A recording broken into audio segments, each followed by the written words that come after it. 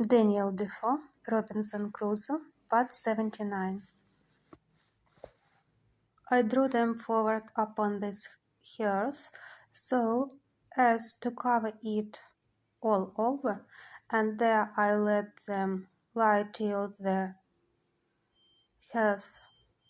was very hot. Then, sweeping away all the embers, I set down my loaf or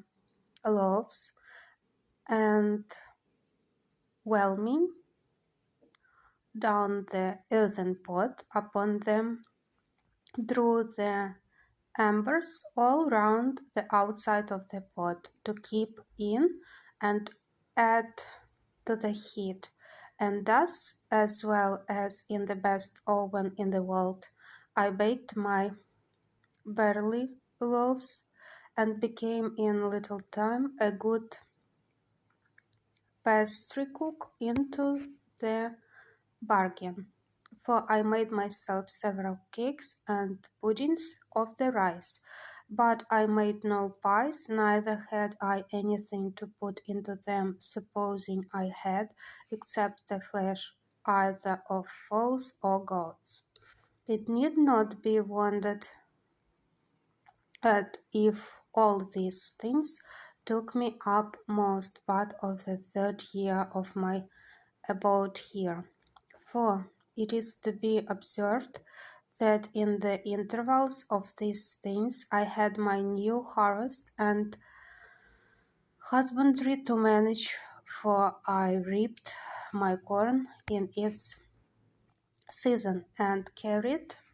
it home as well as I could, and laid it up in the ear in my large baskets till I had time to rub it out, for I had no floor to thresh it on, or instrument to thresh it with. And now, indeed, my stock of corn increasing, I really wanted to build my barns bigger. I wanted a place to lay it up in, for the increase of the corn now yielded me so much that I had of the barley about 20 bushels, and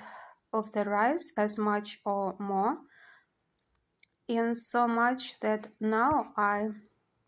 resolved to begin to use it freely, for my bread had been quite gone a great while. Also I resolved to see what quantity would be sufficient for me a whole year, and to sow but once a year. Upon the whole, I found that the 40 bushels of barley and rice were much more than I could consume in a year. So I resolved to sow just the same quantity every year that I sowed the last, in hopes that such a quantity would fully provide me with bread, etc. All the while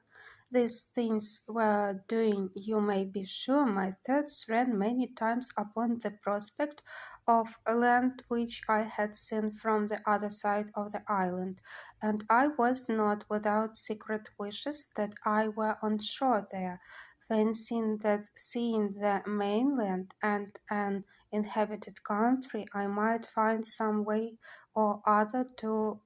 convey myself further, and perhaps at last find some means of escape. But all this while I made no allowance for the dangers of such an undertaking, and how I might fall into the hands of savages, and perhaps such as I might have reason to think far worse than the lions and tigers of Africa, that if I once came in their power, I should run a hazard of more than 1,000 to 1 of being killed, and perhaps of being eaten, for I had heard that the people of the Caribbean coasts were cannibals or mentors, and I knew by the latitude that I could not be far from that shore. Then, supposing they were not cannibals, yet they might kill me, as many Europeans